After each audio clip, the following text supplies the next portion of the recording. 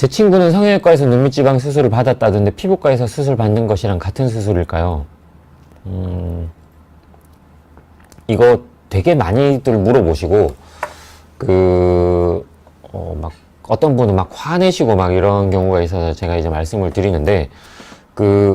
성형외과인가 피부과인가가 예전에는 저는 이제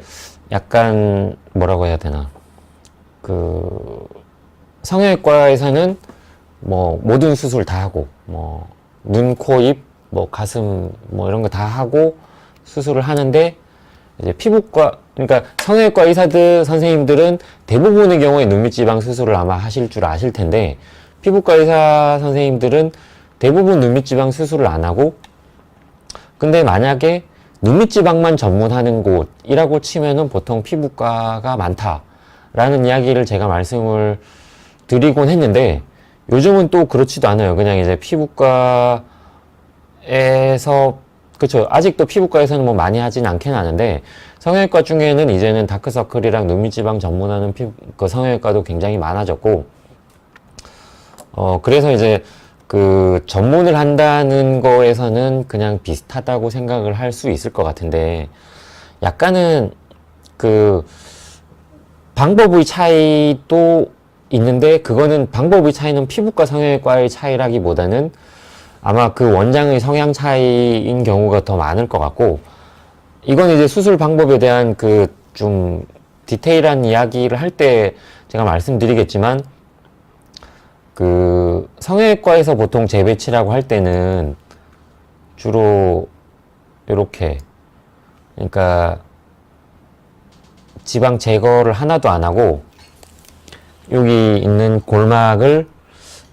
보통 이렇게 박리를 하는 경우도 있고 안 하는 경우도 있고, 아무튼 요 지방을 그냥 늘어뜨려서 여기다 이렇게 고정시켜주는 방법, 이걸 이제 보통의 성형외과적인 재배치라고 부르고,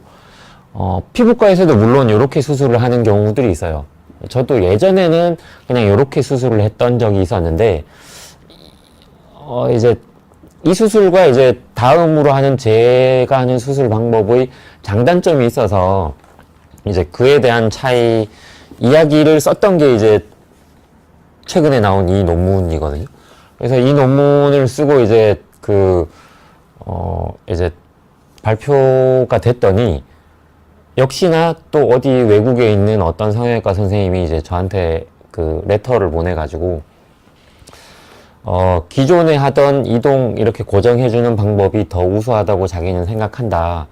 뭐, 너라고 하진 않았지만, 당신이 했던 뭐 이런 수술 방법에 이런 문제가 있고, 뭐, 이렇지 않느냐라면서 이제 본인 수술 방법에 대해서 굉장히 이제 좋다라는 이야기를 하셨었는데, 이제 그에 대해서 저도 뭐, 이제 자마 그쪽에서 이제 이런 레터가 왔는데 응답을 할 것인가, 뭐 안 해도 된다. 근데 이제 내용을 읽어보니까 제가 응답을 안 하고 있으면 안 될 것 같아서, 그래서 이제 그러면 기존에 있던 수술법의 문제점과 그 다음에 제 새 수술법의 장점과, 그러니까 이게 예전의 수술 방법에 비해서 굉장히 훨씬 더 우수하다 이런 게 아니라 각각 쓰임새가 다르고 이제 장단점이 있는 거라는 걸 저는 이제 발표를 한 건데, 그쪽에서는 이제 뭐 제가 수술한 거에 대해서 이제 문제가 있다라는 이야기를 했었고, 보통 이제 수술 방법에 대한 이야기를 할 때 이제 성형외과 선생님들이 아마 그 이야기를 좀 많이 하시는 것 같아요. 이제 피부과에서 하는 거는 뭐 그냥 제거만 한 다음에 재배치라고 그냥 한다라고 이야기하시는 선생님들도 있고,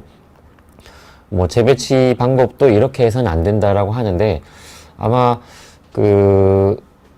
어떤 수술을 이야기할 땐 그 수술의 결과나 이런 것들을 조금 보고 이야기를 하셔야 되는데, 어떻게 되는지를 사실 모르는 상태에서 이제 그 수술법에 대한 비난을 하는 건 굉장히 뭔가 신뢰가 아닌가, 뭐 저는 그렇게 생각을 하고, 이제 말이 새 나갔는데, 성형외과랑 피부과에서 하는 이제 기술적인 차이는 이제 각각의 원장 차이와 이런 것들이 있을 거란 생각을 하는데, 아마 추구하는 목표에 있어서 약간 다를 수 있다는 생각이 들어요. 뭐냐면, 이제 이거는 꼭 피부과의 취향인지 아니면 저희 취향인지 이거를 뭐 제가 뭐라고 말씀을 드리긴 그런데 제가 피부과 의사회 선생님들이랑 별로 안 친해가지고 그냥 뭐 저만의 생각이긴 한데 그냥 조금 자연스러운 쪽? 그러니까 인상을 많이 변하지 않고 그냥 자연스러움을 유지하면서 좋아지게 만드는 쪽을 피부과 쪽, 저는 이제 조금 더 선호하는 편이고 성형외과에서는 조금 더 예쁜 쪽을 선호를 하시는 편인 것 같아요. 그러니까 뭐 제가 하는 게 안 예쁘다가 아니라 그 주름을 없애고 그러니까 늘어짐을 없애고 이런 늘어진 걸 조금 못 보시는 경향이 있지 않는가. 그래서 이제 저는 이제 피부과 이제 저한테 상담을 받으러 오시는 분들을 보면 다른 그 전문 성형외과에서 이제 상담을 받고 오신 분들이 있는데 제 생각에 이 정도 되면 별로 주름도 안 생길 것 같고 그냥 안쪽으로 해도 티 안 나고 좋을 것 같은데 거기서는 이제 피부 절개를 하라고 이제 권장을 했다는 거예요. 그래서 그런 면에서 약간 이제 서로의 기준이 조금 다를 수 있겠구나. 제가 옛날에 이제 이 수술을 처음 시작할 때고 초창기만 해도 이제 그때 어떤 이야기가 있었냐면 40대가 되면 피부 안쪽으로 그러니까 안쪽으로 절개하는 수술은 못하고 바깥으로 수술하는 거를 해야 된다. 제가 이제 아까 피부 절개랑 레이저 절개 안쪽으로 하는 거 이거 말씀드려요. 그러니까 요렇게 하는 걸 바깥으로 절개하는 걸 이제 40대가 넘으면 해야 된다라는 이야기를 보통 했었는데 저는 이제 나이와 상관없이 그냥 본인의 취향에 대해서 따라서 제가 이제 이 강의 그러니까 이 방송할 때 아마 첫 번째 두 번째 방송쯤에 아마 그런 이야기를 했던 것 같은데 그 본인의 취향이 더 중요하다. 나는 주름이 조금 생기더라도 인상이 변하지 않고 자연스러운 게 좋다 하시는 분들은 안쪽으로 이렇게 수술을 하는 거고 나는 약간 인상이 변하더라도 주름 없고 편평하기 좋다. 그럼 이렇게 하시는 거고 이런 두 가지 취향 차이 때문에 선택을 하는 거라고 생각을 하시면 되는데 이제 무조건 성형외과에서 하는 게 맞다, 피부과에서 하는 게 맞다 이런 거는 좀 아닌 것 같아요.